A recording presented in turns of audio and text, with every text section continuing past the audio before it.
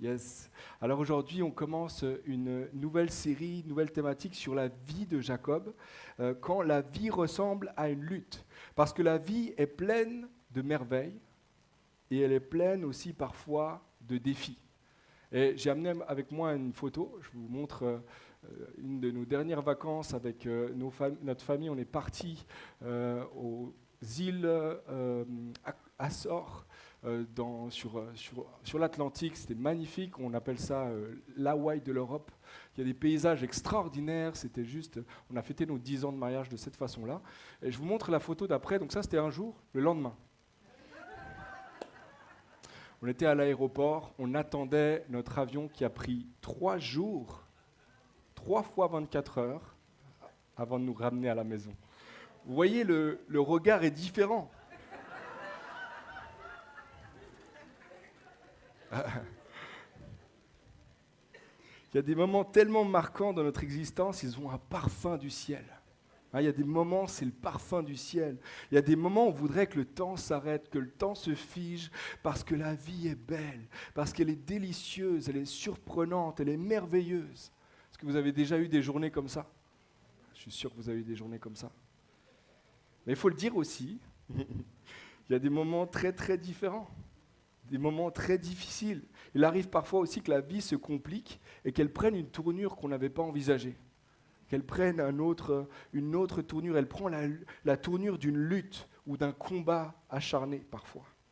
Pour certains, la lutte prend la forme d'une brouille familiale qui ne s'arrête pas, d'une maladie répétitive ou coriace, d'un échec scolaire ou d'une longue période de chômage. Certains, vous vivez ça en ce moment.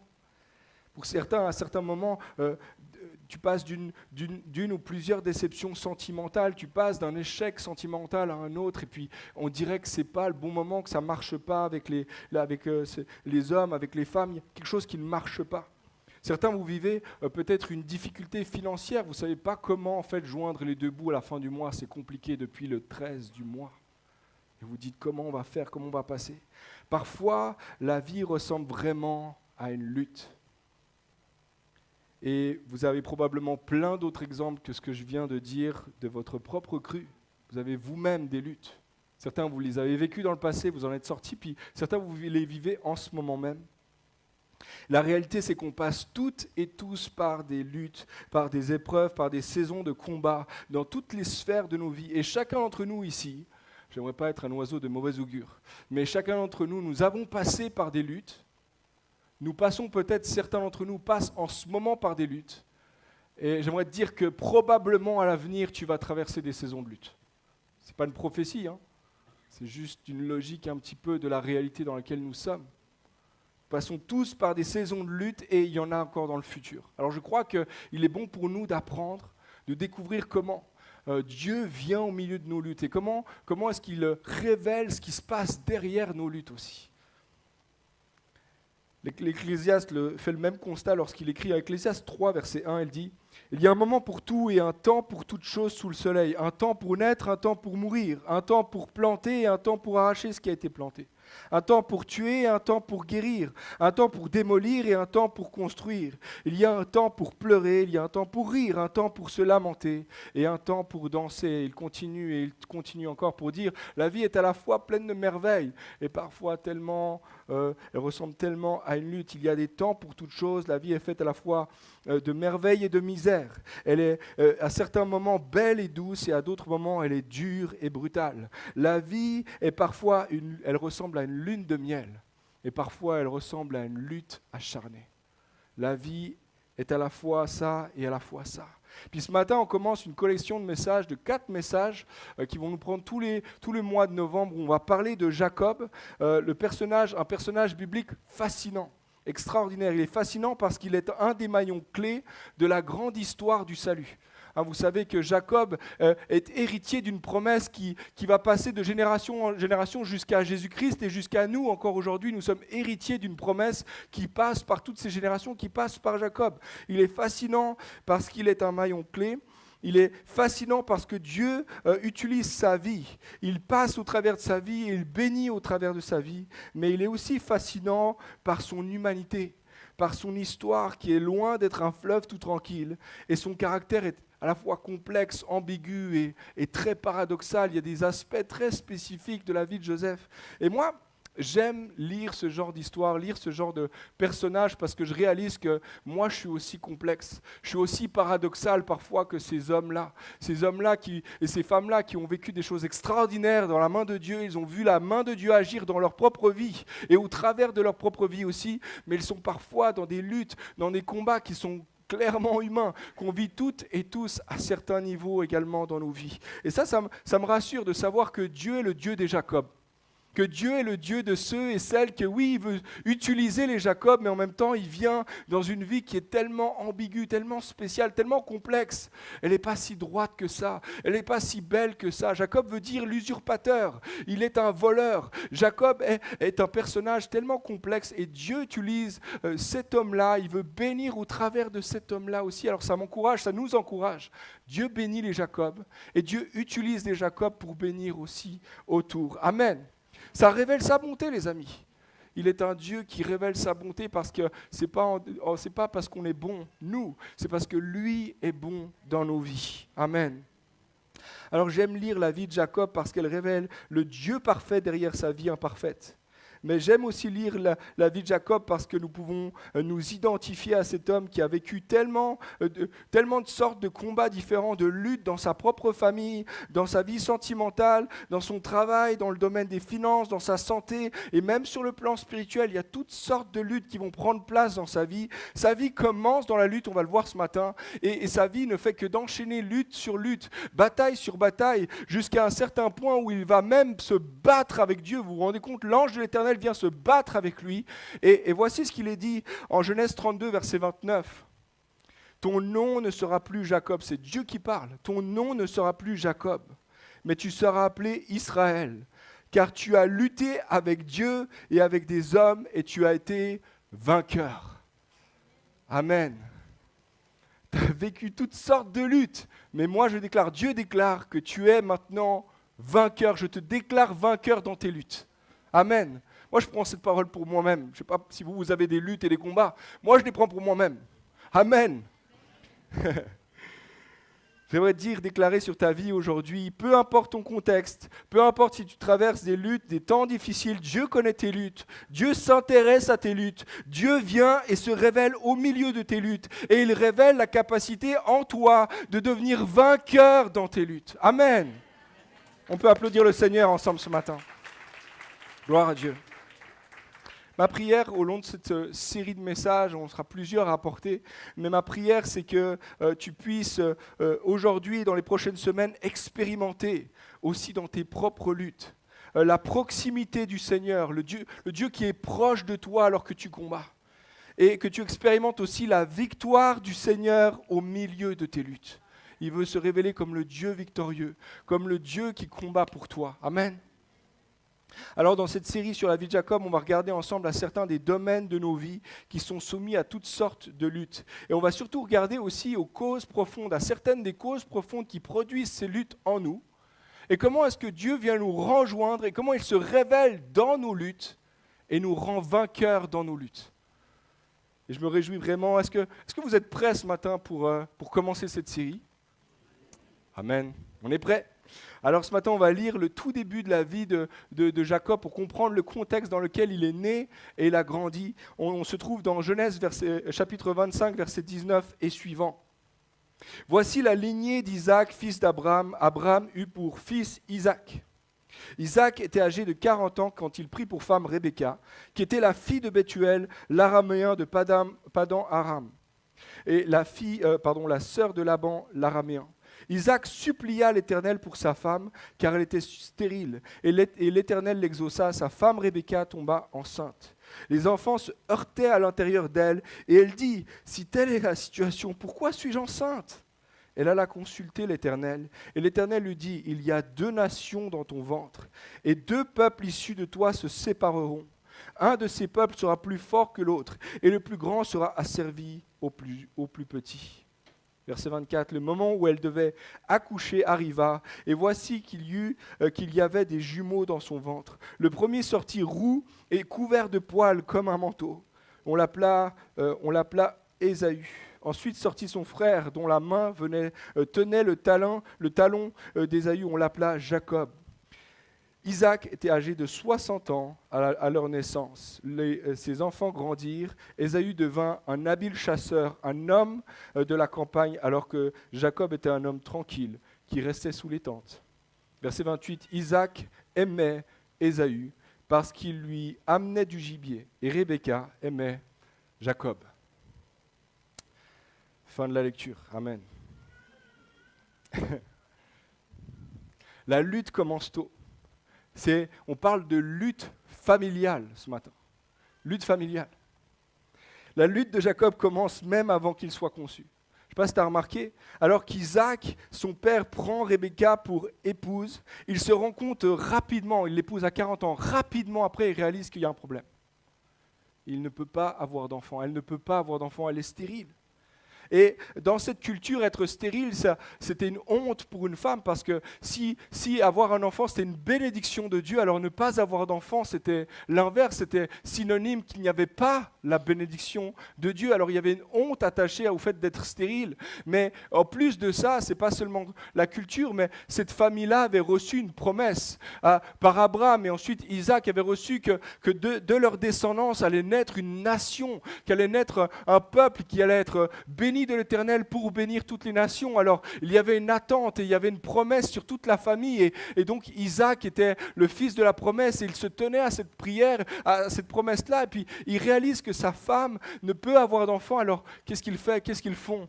Ils vont supplier l'Éternel. La lutte commence alors que Isaac et Rebecca se tiennent dans la prière devant Dieu, et ils luttent dans la prière. Ils demandent à Dieu: tu as promis, tu as dit que tu feras, alors tu vas donner selon ta promesse. Ils tiennent dans la prière longtemps. Nous, des fois, on ne réalise pas, on lit comme ça rapidement, mais Isaac et Rebecca n'ont pas prié de nuit. Ça n'a pas duré 2 nuits, toute cette histoire. Ça n'a pas duré 2 mois. Ça n'a même pas duré 2 ans. Cette histoire a duré 20 ans. C'est 20 ans de lutte. À partir du moment où Isaac et Rebecca se marient et ils commencent à rêver d'avoir des enfants, etc. Et 20 ans plus tard, la promesse s'accomplit. Vous voyez, il y a une lutte qui est là, une lutte qui est longue, et qui a demandé à Isaac, à Rebecca de se tenir devant Dieu. Avec supplication, le verset 21 dit: Isaac supplia l'Éternel pour sa femme, et elle était stérile, et l'Éternel l'exauça. Sa femme, Rebecca, tomba enceinte. J'aimerais te dire, peut-être qu'en ce moment, toi-même, tu es en lutte avec une promesse. Il y a quelque chose que Dieu t'a dit, ou alors peut-être qu'il y a un rêve, il y a un projet que Dieu a mis sur ton cœur. Et tu ne vois pas encore la chose s'accomplir, tu sais que ça vient de Dieu.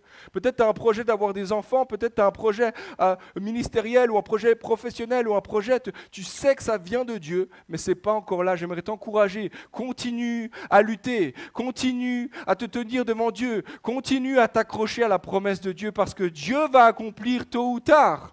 Amen. Amen. Oui, on peut l'applaudir. Continue de prier. Continue de lutter dans la prière. Jacob est le fruit de la lutte de la prière, mais alors que Rebecca tombe enceinte, quelque chose se passe dans son ventre. Elle sent qu'il y a quelque chose de pas tout à fait normal. Elle n'a jamais été enceinte, donc probablement qu'elle a senti des choses que déjà de base c'était bizarre. Moi je ne suis pas une femme, je ne sais pas, mais elle sent qu'il y a un truc bizarre. On dirait qu'il y a un combat qui se passe à l'intérieur. Ils se heurtent l'un l'autre, ils s'appuient l'un sur l'autre, ils font quoi? Du catch? C'est quoi cette histoire? Elle-même, elle ne sait pas qu'il y en a 2. Okay, elle dit, mais il y a un truc qui ne va pas. Et elle va devant Dieu, elle demande à Dieu, elle pose la question à Dieu, et Dieu lui parle du fait qu'elle a des jumeaux, que ces jumeaux-là vont lutter non seulement dans leur ventre, mais aussi leur vie entière, puis que ça va donner naissance à 2 peuples qui malheureusement vont lutter encore et encore. Et là, il y a déjà les prémices d'un problème qu'on va voir encore des dizaines et des centaines d'années plus tard. Et Jacob, il y a une promesse sur Jacob. Jacob va être plus fort. Il est le 2e, mais il va être plus grand que le premier. Il va être plus fort que le premier. Alors, Rebecca est dans la prière, elle reçoit cette parole-là, elle tient encore, elle se dit non, c'est bon, je vais aller jusqu'au bout. Et alors qu'elle donne naissance, il y a un combat qui a lieu. Alors même qu'elle est en train d'accoucher, Ésaü sort en premier, mais il y a Jacob qui est resté accroché à son pied. Comme pour dire, la lutte, elle est depuis le début, quoi. Il a commencé en se battant, ce gars-là. Depuis le début, sa vie est marquée par la lutte. Avant même qu'il existe, alors qu'il est en train de naître, sa vie est marquée par la lutte. Et c'est là, dans sa famille, dès sa naissance, que sont nées les toutes premières luttes de sa vie. Jacob expérimente des luttes dans sa famille, luttes familiales, comme beaucoup d'entre nous, n'est-ce pas? Beaucoup d'entre nous, les premières luttes, c'est dans notre maison. Les premiers combats, c'était dans notre maison. Combien savent d'expérience que la famille peut être un lieu extraordinaire, puis parfois un lieu de lutte, parfois un lieu de combat. Puis on l'a tous vécu à différents niveaux, mais il y a parfois des luttes qui sont là dans les familles. Alors que la famille devrait être un cocon chaleureux, un havre de paix, beaucoup d'entre nous ont vécu et vivent encore des luttes et des combats au sein même de nos familles. Qu'est-ce que Dieu a à dire de ça? Qu'est-ce que Dieu fait avec ces luttes-là? Détail important ici dans cette histoire, la Bible dit qu'en grandissant, leur caractère était extrêmement différent. Que Ésaü, qui est l'aîné, lui, Ésaü, c'était le préféré de son père Isaac, alors que Jacob était le préféré de sa mère Rebecca. Les mots sont forts quand même. Verset 28, Isaac aimait Ésaü et Rebecca aimait Jacob. Vous voyez déjà les problèmes. Là, on sent ça va péter. À un moment donné, ça ne va pas aller. Ça ne va pas marcher, ça commence comme ça va mal se passer. Et on voit déjà ici les prémices d'un fonctionnement dysfonctionnel en fait dans cette famille. Ça ne va pas marcher. Tu veux mon avis, cette phrase annonce absolument rien de bon. En fait, moi je crois qu'elle explique probablement la dynamique toxique, dysfonctionnelle qui a régné dans la famille de Jacob dès le début de sa vie et un grand nombre de luttes qu'il vivra tout le reste de sa vie. Parce qu'il y a quelque chose en lui qui cherche l'amour de son père. Je veux l'amour de mon père. Comment ça se fait qu'il préfère Ésaü? Qu'est-ce que je n'ai pas fait, moi? Qu'est-ce que je ne suis pas, moi, pour qu'il préfère mon frère à moi? Moi, je crois que je suis convaincu que la plupart des luttes de la vie de Jacob sont les conséquences directes du fait que Jacob cherche l'amour et la validation de son père. Jacob lutte pour l'amour de son père. Les psychologues et les spécialistes sont assez unanime sur le sujet pour dire qu'un enfant qui ne reçoit pas l'amour et l'attention de son père ou de sa mère dont il a besoin va vivre toute sa vie avec un certain nombre de carences et de manques sur le plan affectif et émotionnel. Un enfant qui grandit avec un « papa, aime-moi, valide-moi », il y a quelque chose, toute sa vie, va chercher d'une manière ou d'une autre à être validé. Peut-être même plus par son père, même plus par sa mère, mais il y a un truc qui manque en lui. Peut-être plusieurs, vous savez de quoi je parle parce que c'est votre réalité à vous. Ceux qui ont des jeunes enfants, ou alors qui ont gardé à l'occasion des jeunes enfants, ou alors les grands-parents, vous savez très bien qu'un petit enfant est très très très capable d'attirer l'attention de son père, de sa mère, de celui qui le garde, soit en faisant des bonnes choses, soit parfois parce que je n'ai pas l'attention, je vais faire des bêtises. Et là, tu vas me donner de l'attention. Vous voyez? Peut-être là, dans cette salle, il y a des personnes, vous êtes parents d'adolescents, vous vous posez la question, comment ça se fait qu'il fait tellement de bêtises? Peut-être qu'il a juste besoin de plus de ton regard sur sa vie. Plus de validation, plus d'amour de ta part. Peut-être. La réalité, c'est que nous cherchons tous le regard, l'attention, l'amour, l'approbation et la validation de nos parents, peu importe notre âge. J'ai réalisé ça, mon fils, à 3 ans, donc vous le voyez, il cherche mon attention, ça je le sais. C'est assez facile à le voir. Il y a quelques semaines en arrière, on fêtait l'anniversaire de ma fille Chloé et je m'activais dans tous les sens. Il y avait mes parents qui étaient là, mon père avec ma belle-mère, ma mère qui était là, il y avait quelques enfants, etc., aussi des amis de Chloé, mais il y avait aussi mon frère qui était là. Et moi, je m'activais pour m'assurer que ça se passe bien, que tout le monde a ce qu'il faut, etc. Je bougeais dans tous les sens et tout. Et là, du coin de l'œil, je vois mon frère qui discute avec mon père et ça dure, et ça dure, et ça dure. Et à un moment donné, j'étais là, ouais, je suis là, moi aussi, je peux avoir un peu d'attention. Tu sais, moi j'ai 35 ans et à 35 ans, je veux encore. C'est fou, tu sais, je pensais pas que ça m'atteignait, mais je suis rentré le soir, j'étais frustré. La fête s'était super bien passée, ma fille est heureuse, tout le monde il a reçu des cadeaux, tout était beau. Mais moi, il y avait un truc en moi, mais papa, moi, je suis là aussi. Bah, c'est pas contre mon frère ou contre mon père, pas du tout, mais simplement un truc en moi qui aspire à l'attention de mon père.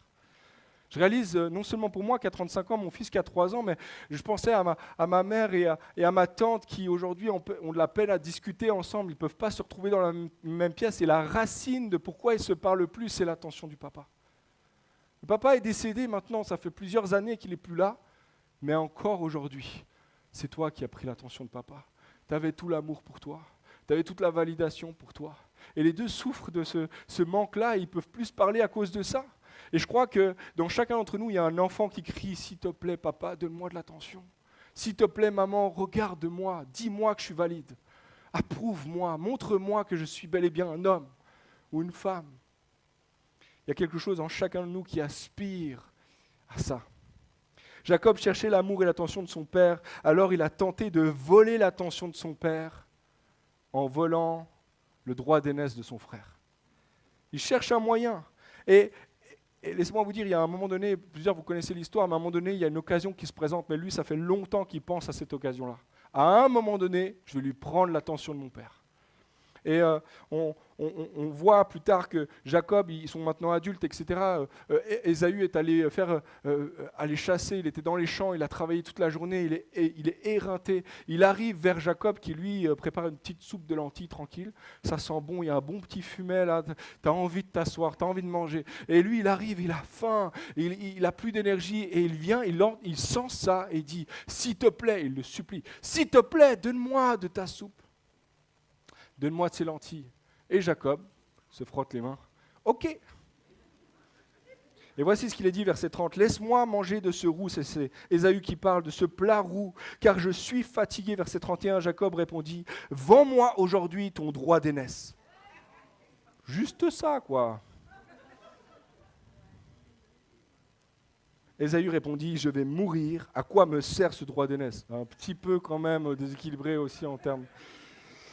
Jacob dit, verset 33, « Jure-le-moi d'abord. » Il lui jura et vendit son droit d'aînesse à Jacob contre un plat de lentilles. Jacob, ça fait longtemps qu'il attend ce moment.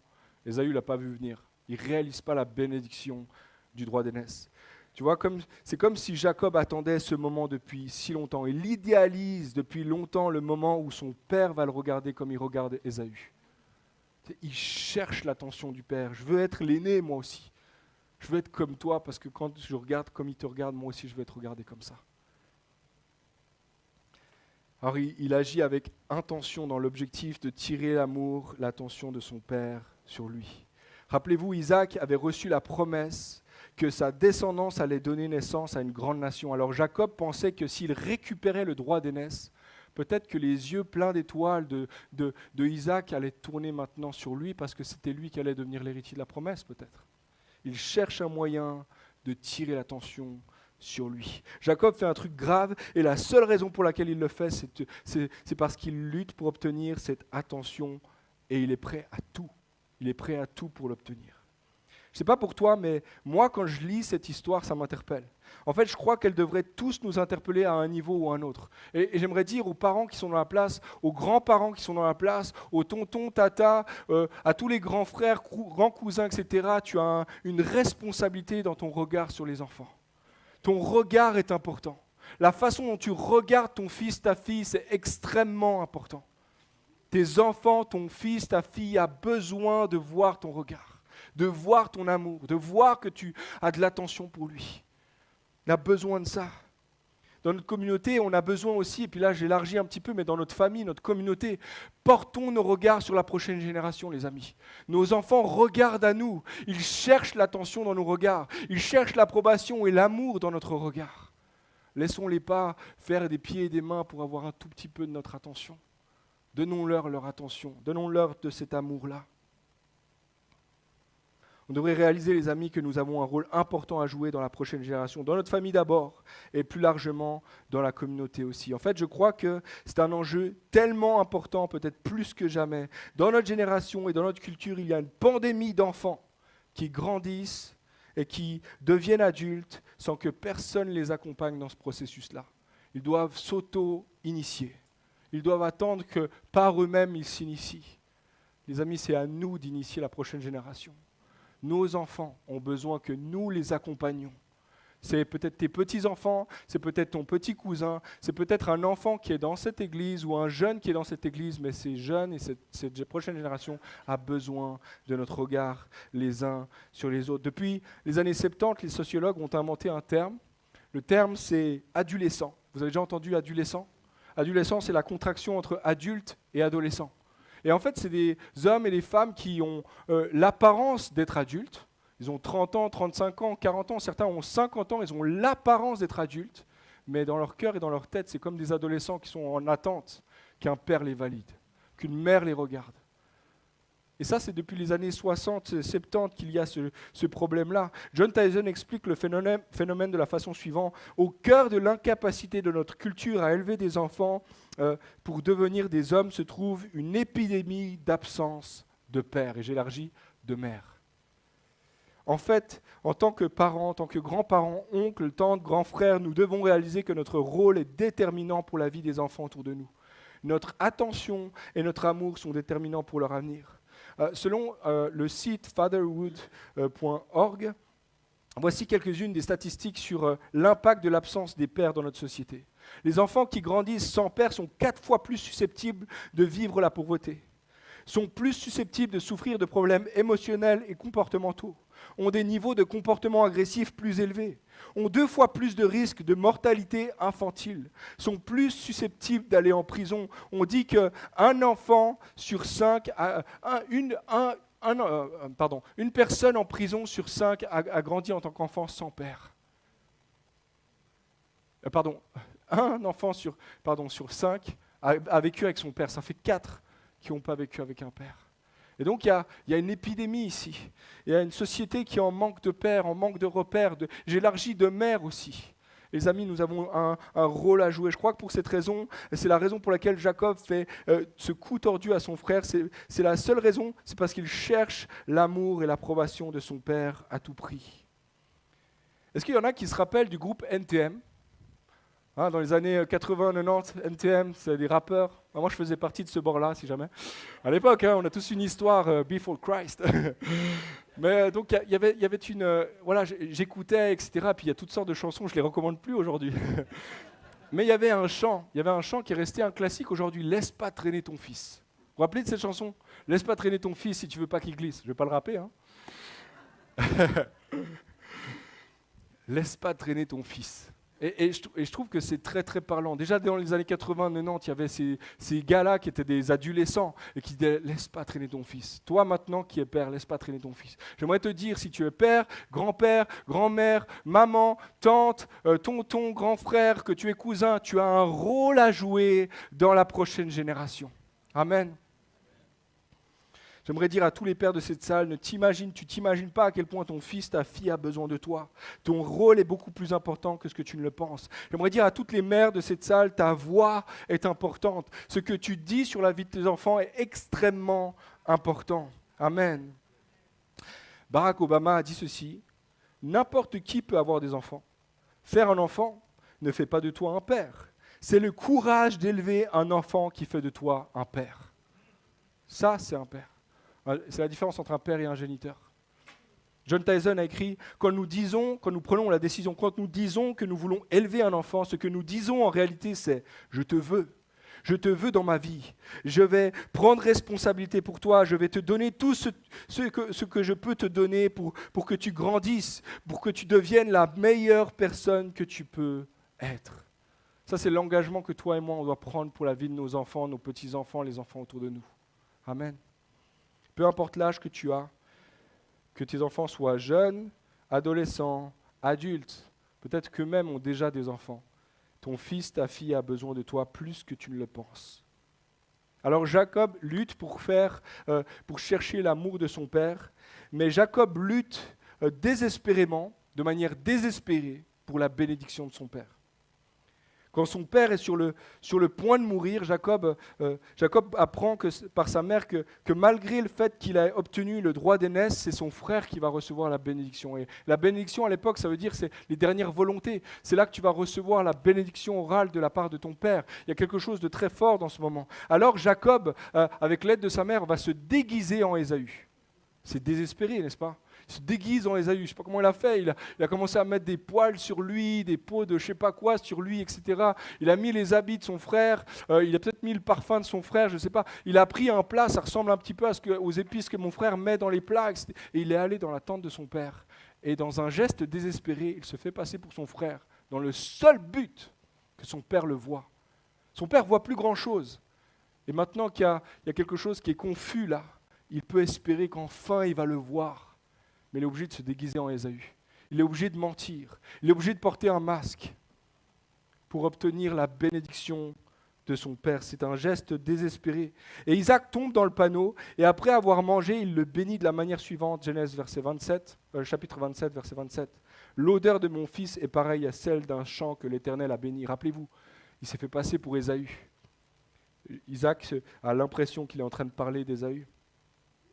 Que Dieu te donne de la rosée du ciel et des richesses de ton père, de la terre, du blé et du vin en abondance, que des peuples te soient asservis, que des nations se prosternent devant toi, sois le maître de tes frères, et que les fils de ta mère se prosternent devant toi. Maudits soient ceux qui te maudiront, et bénis soient tous ceux qui te béniront.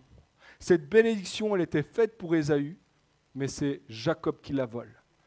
Et plus que jamais, à ce moment-là, Jacob porte bien son prénom, l'usurpateur. Il a volé. Il a pris dans un acte désespéré pour obtenir l'amour et l'approbation, la bénédiction de son père. Il s'est déguisé en son frère. Jacob aspirait tellement à l'amour et à l'approbation de son père qu'il était prêt à tout, même à mentir, voler, faire du mal à sa propre famille. Puis, certains d'entre nous, tu comprends très très bien la situation de Jacob.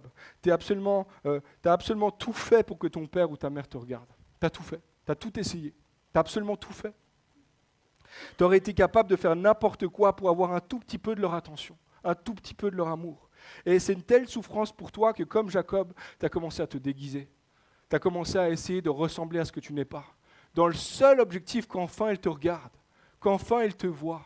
Et certains d'entre vous, vous avez commencé à vous cacher derrière toutes sortes de choses. Alors oui, Jacob s'est mis des poils et il s'est habillé, mais toi, tu mets un masque lorsque tu es dans la présence de ton père ou de ta mère.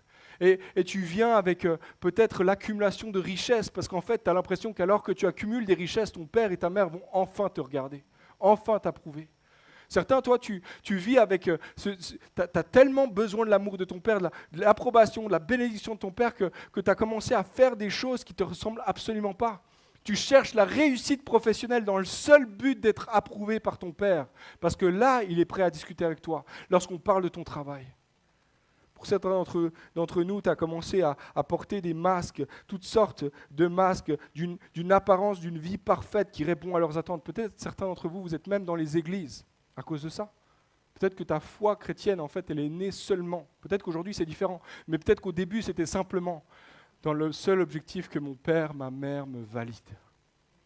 Et tu mets un masque comme Jacob. Pour d'autres, au contraire, tu as réalisé que tu n'auras jamais l'attention et l'approbation de ton père. Tu as abandonné. Tu as abandonné et maintenant tu t'es détourné. Tu as dit, ok, tu ne veux pas me donner l'attention, moi aussi je ne t'en donnerai plus. Et alors que tu quittes ta famille, alors que tu te tournes vers d'autres choses, en fait, tu cherches à compenser par toutes sortes de choses extérieures ce que ton père et ta mère n'ont jamais fait pour toi.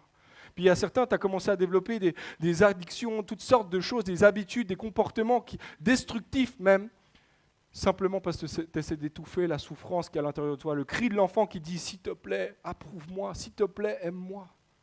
Certains, tu as commencé à prendre toutes sortes de substances, peut-être des drogues, mais d'autres, c'est du chocolat. Tu compenses en nourrissant de toutes sortes de choses, ou alors par l'accumulation d'habits, tu achètes tellement de choses parce que tu essaies de compenser un truc qui crie à l'intérieur de toi. Tu as peut-être commencé à tourner vers toutes sortes de relations, de partenaires sentimentaux et sexuels pour combler le vide. Peut-être que tu t'es tourné vers toutes sortes d'autres addictions. Moi, j'étais ado, j'avais 16-17 ans et mes parents étaient séparés depuis une dizaine d'années environ et je m'entendais très mal avec ma belle-maman. Aujourd'hui, c'est changé, gloire à Dieu, mais je m'entendais très mal, etc. Et mon père était là, puis il était entre nous deux et c'était difficile. J'habitais avec mon père et du coup, moi, j'ai commencé à fuir. Et je me suis mis à fuir dans plein de choses. Je faisais tout pour rentrer à la maison le plus tard possible. J'attendais à l'extérieur de l'appartement. Dehors, je regardais, même quand il pleuvait, j'attendais que la dernière lumière s'éteigne pour pouvoir rentrer à la maison. Parce que je cherchais à fuir absolument cette relation. Et j'ai fui dans toutes sortes d'autres choses, addictions, des relations qui étaient franchement négatives pour moi, dans le seul but de dire « j'ai pas besoin de toi ». Tu ne veux pas me donner l'attention dont j'ai besoin, moi j'ai pas besoin de toi non plus. Les amis, derrière tous ces comportements se cache un sentiment d'être illégitime, de ne pas être vu, de ne pas être connu, de ne pas être aimé, de ne pas être approuvé, de ne pas être béni par ton père et par ta mère, de ne pas avoir reçu la bénédiction que tu aspires tellement à avoir. Moi, je ne suis pas thérapeute, je ne suis pas psychologue, mais je crois qu'il y a plein d'adultes qui vivent aujourd'hui leur vie et qui font des choix importants dans leur vie dans le but d'impressionner leur père et leurs proches.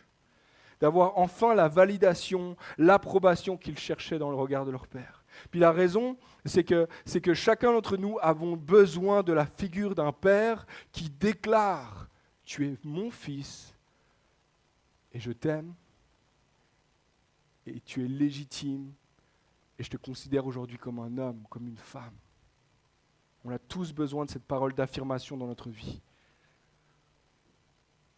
Comme tu peux l'imaginer, lorsqu'Ésaü apprend que son frère l'a usurpé, il l'a volé, la bénédiction de son père, alors il cherche à se venger. Et Jacob va l'apprendre, alors il fuit la colère de son frère, il fuit. Et le même jour, alors qu'il a reçu la bénédiction, le même jour, il fuit loin de la maison. Son frère part dans l'autre direction et reste maintenant Isaac et Rebecca qui ont des discussions probablement très difficiles au repas du soir. La famille est détruite. Il a voulu avoir cette approbation à tout prix, au point que la famille en a été détruite. Et dans son désespoir, il fuit, il part en direction de chez son oncle, chez Laban, etc. On va lire la semaine prochaine la suite de l'histoire. Mais alors qu'il est en route, il y a le tournant de toute cette histoire qui vient. Et jusqu'ici, on n'a pas beaucoup parlé de Dieu, mais voici Dieu qui se présente dans la lutte familiale de Jacob. Est-ce que tu pourrais jouer quelques notes? On va aller dans la prière dans quelques instants. Mais alors que Jacob est en marche, il y a 880 km qui le séparent jusqu'à chez son oncle. Une longue, longue marche. On sait qu'il est à peu près à 100 km de chez son père, de chez sa mère. Il a fui toute cette situation-là et maintenant il est fatigué, il s'endort sur une pierre et là, Dieu le rencontre. Dieu vient à sa rencontre. Il vient lui parler et dans son besoin profond, il vient lui parler spécifiquement. Et il dit ceci, chapitre 28, verset 12. Il fit un rêve, une échelle était appuyée sur la terre et son sommet touchait le ciel. Les anges de Dieu montaient et descendaient par cette échelle. Ça, c'est la vision qu'il a, la nuit. L'Éternel se tenait au-dessus d'elle et dit, « Je suis l'Éternel, le Dieu de ton grand-père Abraham, et le Dieu d'Isaac, ton père. La terre sur laquelle tu es couché, je te la donnerai, à toi et à ta descendance. Ta descendance sera pareille à la poussière de la terre. Tu t'étendras à l'ouest et à l'est, au nord et au sud, et toutes les familles de la terre seront bénies en toi et en ta descendance. Je suis moi-même avec toi. Je te garderai partout où tu iras. Je te ramènerai dans ce pays, car je ne t'abandonnerai pas tant que je n'aurai pas accompli ce que je te dis. » Dieu dit en essence, « Je suis le Dieu de ton grand-père Abraham. Je suis le Dieu de ton père Isaac. Je suis le Dieu des pères. Je suis le Dieu, le Père éternel. Et je veux moi-même être ton Père. Je veux te bénir moi-même. Je veux m'assurer moi-même d'affirmer sur ta vie ce que tu as toujours aspiré chez ton Père. Voici que moi je le déclare sur ta vie. Je serai toujours avec toi. Peu importe où tu iras, je serai avec toi. Je ne t'abandonnerai pas. Je poserai mon regard toujours sur toi. Je te garderai. Je ne t'abandonnerai jamais. Les amis, cette parole, elle est pour chacun d'entre nous. Elle est pour toi. Elle est pour moi. Ce que Jacob n'a pas pu vivre ou trouver dans sa famille, il le trouve enfin, alors que Dieu se révèle à lui. Si ton père, si ta mère, si tes proches, si ceux et celles qui devaient affirmer, te regarder, ne l'ont pas fait, laisse-moi te dire ce matin, Dieu te voit, Dieu te regarde et Dieu pose son regard d'amour de père sur ta vie. Il ne t'abandonnera jamais. Si eux t'ont abandonné, lui ne t'abandonnera pas. Si ta mère et ton père te délaissent, je ne t'abandonnerai pas, dit l'Éternel. Je veux te soutenir, te montrer mon amour, t'approuver et te bénir. Quand je lisais cette histoire, il y a un parallèle frappant avec ce que Jésus va vivre alors qu'il sort des eaux du baptême. Plusieurs, vous connaissez très bien cette histoire-là. Mais alors que Jésus est sur le point de commencer son ministère public, il n'a encore absolument rien fait pour le Père. Il n'a encore rien fait pour le royaume, si vous voulez. Il va dans les eaux du baptême et il est dit ceci en Matthieu 3, verset 16. Dès qu'il fut baptisé, Jésus sortit de l'eau. Alors le ciel s'ouvrit pour lui et il vit l'Esprit de Dieu descendre comme une colombe et venir sur lui. Au même moment, au même instant, une voix fit entendre du ciel ces paroles. Celui-ci est mon Fils bien-aimé, qui a reçu toute mon approbation. Il a toute mon affection selon les versions. Il a toute mon approbation, toute mon affection. Il n'a absolument encore rien fait. Tu n'as pas encore commencé à travailler pour moi, mais tu es déjà approuvé. Tu n'as absolument rien besoin de faire. Tu es déjà aimé. Tu es déjà validé. Tu es déjà béni. Et j'ai une bonne nouvelle pour nous les amis ce matin, c'est pour chacun d'entre nous. Moi j'étais plein de frissons en réalisant cette vérité ce matin. Dieu est le Père effectivement des orphelins, on l'a entendu tout à l'heure. Il est le Père des pères et il veut être le Père de chacun d'entre nous. Et il est le Père qui a un cœur très large pour encore adopter encore aujourd'hui. Et la parole dit que justement, ceux qui placent leur confiance en Jésus-Christ, ceux qui mettent leur foi en Dieu, il leur a donné la capacité de devenir enfants de Dieu. Ce matin, alors que tu entends cette parole, si tu crois, si tu saisis, que tu sois croyant, que tu sois chrétien ou non, ce matin, tu peux te saisir de cette parole pour ta vie. Si tu es adopté de Dieu, la parole que Jésus a reçue ce jour-là, elle est pour toi. Elle est pour moi, pour chacun d'entre nous. J'aimerais dire ce matin à quelqu'un, si celle-ci est ma fille bien-aimée qui a reçu toute mon affection. Celui-ci est mon fils bien-aimé qui a toute mon approbation. Si tu es fils, si tu es fille ce matin, cette parole du ciel est pour toi, pour ta vie. Alors que nous prenons le baptême, nous revêtons Christ et le ciel nous voit, nous sommes comme cachés en Christ. Et toutes les vérités qui ont été déclarées sur Jésus sont maintenant vraies pour chacun d'entre nous. Tu es fils, tu es fille du Père. Tu as été adopté dans une famille. Tu n'es plus légitime. Tu n'es plus errant. Mais maintenant, Dieu déclare, je veux être ton Père. Et je t'aime, je t'approuve. Jérémie Poulet a dit ceci. Pour qu'un homme soit un homme, il doit réaliser de qui il est le fils. C'est impossible pour toi de devenir ce que tu es appelé à être sans réaliser de qui est-ce que tu es le fils. Et ce matin, j'aimerais déclarer que tu es fils et fille de Dieu. Si tu places ta confiance en Dieu, si tu places ta foi en Dieu, si tu reçois par la foi ce matin cette parole sur ta vie, alors aujourd'hui même, tu es dans la famille de Dieu. Cette parole est pour toi. Celui-ci, celle-ci est mon fils et ma fille bien-aimée, qui a toute mon approbation, qui a toute mon affection. J'aimerais prier pour chacun d'entre nous ce matin. Prenons quelques instants devant Dieu, et puis je crois que par son esprit, Dieu est en train de parler en ce moment à plusieurs niveaux. Certains, vous vivez des choses, des luttes, des combats au milieu même de votre famille en ce moment. J'aimerais déclarer que Dieu va venir dans ta lutte, que Dieu va venir rencontrer ta lutte, te rencontrer dans ton cœur, peut-être dans le secret de ta chambre, et là, il va t'aider, il va te soutenir, il va te porter. Et alors que tu réalises tout à nouveau ce matin que tu es membre d'une famille encore plus large que juste ta propre famille, que tu es membre de la famille de Dieu, que tu es fils et fille légitime de Dieu, j'aimerais déclarer que Dieu va te donner la capacité de devenir un agent de paix dans ta famille. C'est une parole pour toi, tu peux la recevoir par la foi ce matin. Il y a un fils peut-être ce matin qui est brisé, qui cherche désespérément l'amour de son père. Il y a une fille qui a tellement désiré être vue par sa mère. Peut-être ce matin c'est toi, tu te sens comme Jacob, tu as l'impression que tu t'es débattu. Et Dieu veut venir dans ta réalité et affirmer sur ta vie toutes les paroles que tu n'as jamais entendues de la part de tes parents. Lui, il les affirme sur toi. Tous les besoins les plus profonds dans ton âme, Dieu va les affirmer dans ton cœur. Il est le bon Père. Il est le Père des pères. Il y a peut-être un père ce matin ou une mère qui ne sait pas du tout comment s'y prendre avec ses enfants. Puis tu as peut-être des ados à la maison ou tu as des enfants adultes ou des enfants en bas âge et tu ne sais pas comment t'y prendre. Tu réalises ce matin, il y a un rôle à jouer, mais tu ne sais pas par où commencer. Je prie que le Seigneur te donne par son esprit la capacité de t'engager dans la vie de tes enfants. Je prie que Dieu te donne les outils, la capacité de discerner ce que tu dois faire au moment voulu. Qu'il apaise ton cœur, qu'il te donne la capacité de voir tes enfants selon le regard, les lunettes de Dieu.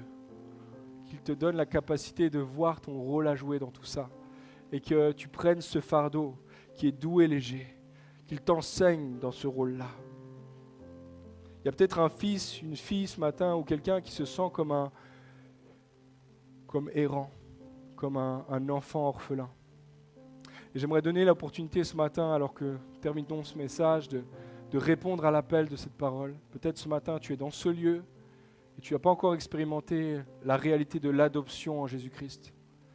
J'aimerais donner l'opportunité à quelqu'un ce matin de répondre à cet appel. Et à ta place, là où tu es, tu peux simplement te tourner vers Dieu et lui dire « Oui, je veux mettre ma foi, ma confiance en toi. » Ta parole déclare que si je crois, si je mets ma foi en toi, tu me donnes la capacité de devenir enfant de Dieu. Ta parole déclare qu'il y a un esprit qui crie en moi « Abba Père », un esprit d'adoption qui cherche à m'adopter. Tu peux simplement ce matin, si c'est ton cas, t'approcher de Dieu. Dans ton cœur, là devant Dieu, et personne ne te voit, personne ne te regarde, mais devant Dieu, dans ton cœur, tu peux t'approcher de Dieu et lui dire dans ton cœur, dans tes propres mots, « Père, je me sens abandonné. Père, je me sens sans père, justement. » Et si tu dis être un bon père, alors j'aimerais bien être ton fils, j'aimerais bien être ta fille. J'aimerais recevoir cet esprit d'adoption aussi dans mon cœur. Et alors que tu fais ça ce matin par l'esprit, alors que l'esprit passe, alors que l'esprit vient dans ton cœur, il va te donner cette conviction profonde. Je prie, Seigneur, que tu donnes cette conviction profonde comme un timbre, comme quelque chose de fortement ancré sur le cœur de mon frère, de ma sœur ce matin, qu'ils sont maintenant enfants de Dieu et que cette parole est pour eux. Celui-ci est mon fils bien-aimé, en qui je mets toute mon approbation. Celle-ci est ma fille bien-aimée, qui reçoit toute mon affection. Au nom de Jésus. Amen.